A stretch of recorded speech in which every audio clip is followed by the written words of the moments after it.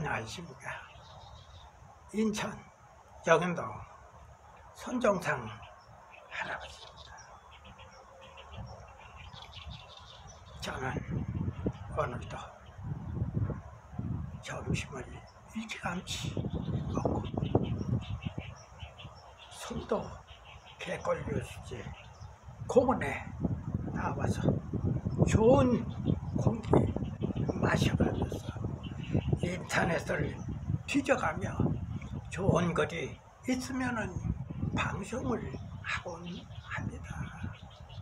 그런데 오늘 조선일보 양상은 칼럼께서 올라온 좋은 글이 하나 있어서 소개해 보고자 합니다.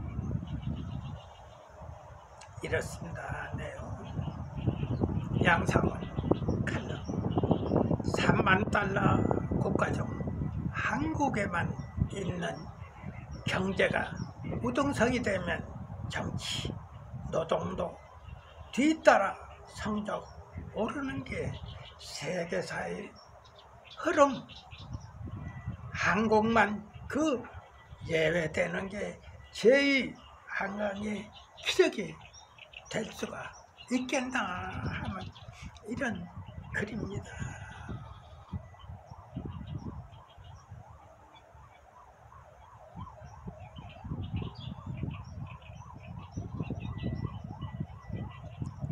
최근 만난 원로 한 분의 말씀이 머릿속에서 사라지지 않는다. 세계에서 정치가 엉망이고 노조가 심각한 나라가 굉장히 많다. 그러나 국민소득 3만 달러가 넘는 나라 중에 그런 나라는 한국밖에 없는 것 같다. 선진국들에는 노조가 비타협적인 곳들이 있고 민주주의 본산인 국민의 정치 분야도 심각하다. 그러나 한국은 같은 나라는 없다. 국민소득 1만 달러가 넘으면 국민이 먹고 사는 절박함에서 벗어난다고 한다. 문화, 스포츠, 여가 활동에도 관심을 갖게 된다. 국가적인 자존감도 커진다. 우리의 경우는 1988년 서울 올림픽 후에 1만 달러를 넘어섰고 OECD에 가입을 했다. 국민소득 2만 달러가 넘으면 국민과 국가가 촌티를 벗고 글로벌한 시각을 갖게 된다. 개방이 본물처럼 이루어지고 해외 유학 붐을 이룬다.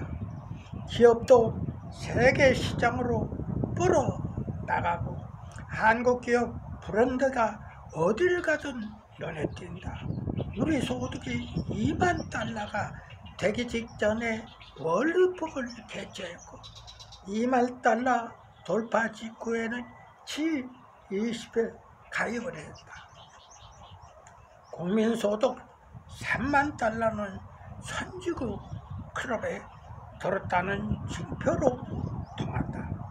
세계 소득 3만 달러가 넘는 나라 중에 자원 부족과 도시 효과를 빼면 얼마 남지 않는다. 그 중에서도 인구 5천만 명이 넘는 나라는 7개국 뿐이다.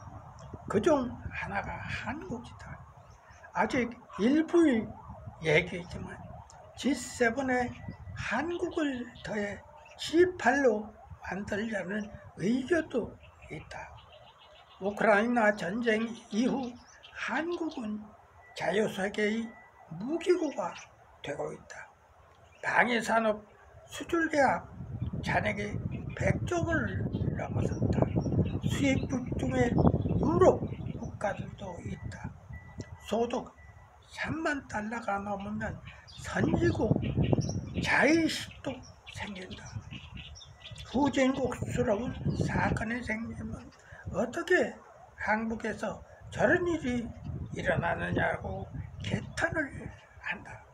한국을 경험한 외국인 중에 한국을 선진국이라고 인식하지 않는 사람은 거의가 없다고 한다.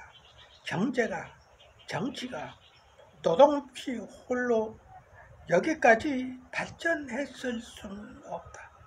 그런데 3만 달러 고지를 넘어선 이제는 정치와 노동이 경제와 완전히 다른 길을 걷고 있다.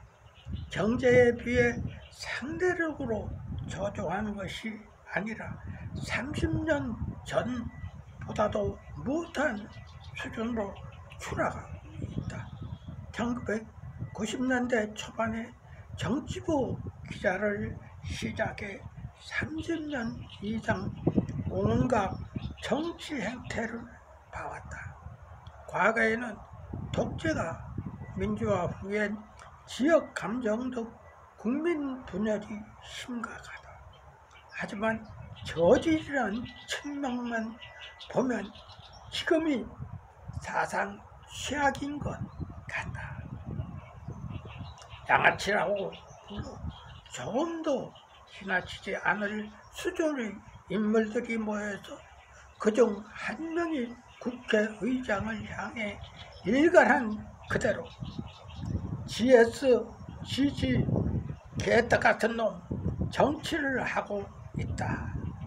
공개석상에서 저질스러운 성적 표현을 하고서 짤짤이라고 거짓말하고 오스트레일리아도 구별 못하고 이 모를 친족 이모로 알고 혹과 호위의 뜻도 모른 때 대정부 질문을 하고 거짓말을 상습적으로 하는 대변인은 거짓말을 잔 기술이라고 하고 쌍스러운 음모론자는 또 받들며 상식을 말하는 사람은 공격을 한다.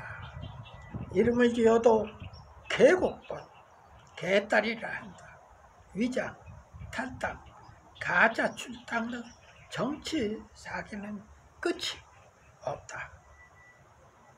존재 자체가 희미한 여당의 한 최고위원은 종교단체 하수진 같다.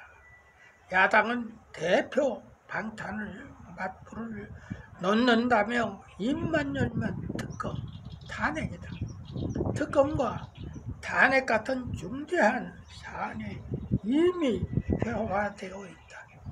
이러는 목적은 모르지 공천이라고 한다.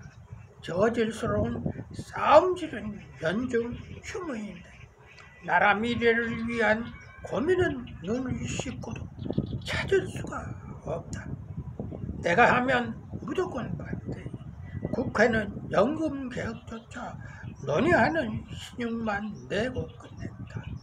대학 진학률이 70%가 넘는 지8의 후보로 거론되는 나라에서 어떻게 이런 저질 정치가 있을 수 있는지 한국인은 아무리 소득이 높아져도 정치는 조선시대 사색당파 수준을 영원히 벗어날 수 없는 것인지 혀를 차게 된다.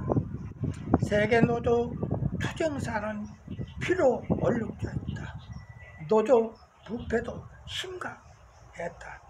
하지만 1900년대 전반까지 일이다.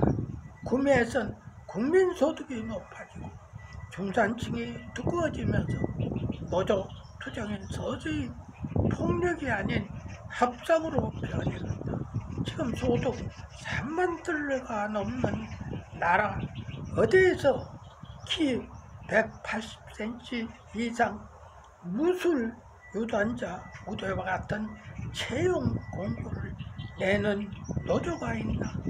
선지국 어디 노조에서 신호통을 들고 분신자살 협박을 하나 노조가 조폭이 되고 연봉이 1억 노조원이 돈 더 달라고 파업하면서 연봉 3천만 원 비노조원들을 착취를 한다.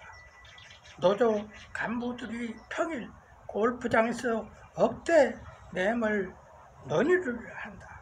그래도 노조 회계 장부는 극비라고 한다.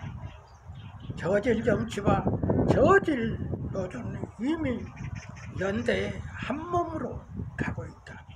서로를 필요로 하기 때문이다. 노란 봉투법과 같은 노조병력 면허법을 통과시킨다는 것은 시작일 뿐이다. 그렇다면 저질 정치, 저질 노조와 4만 달러 경제의 공존도 정말 가능할까? 가능하다면 한국의 기적에, 한강의 기적에 이은 또 하나의 기적일 것이다.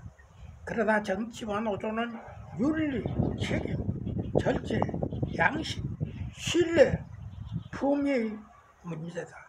경제가 우동생이면 윤리와 책임 등도 뒤따라 우등생이 되는 게 세계사의 흐름이었다. 한국만 그 예외가 되고 있다. 예외는 오래가지 못한다. 언젠가 경제도 결국 발목이 잡힐 것이다. 이런 글이 올라와 있습니다. 참 한국 정치 한심하기 짝이 없습니다. 국회는 매일과 같이 쌈박지. 국회에 구성된 인원들은 돈잔치 않은 돈 도둑놈들의 이 가당차는 국회를 볼 적마다 제 가슴은 항상 찢어져 나가는 것만 같아서 참 안 됐다 하는 생각을 하고 있습니다. 이 늙은이 죽는 날까지 이 못된 국회 민주당에 대해서 헐뜯고 살아갈 것으로 생각을 합니다. 앞으로도 변함이 없을 겁니다. 감사합니다.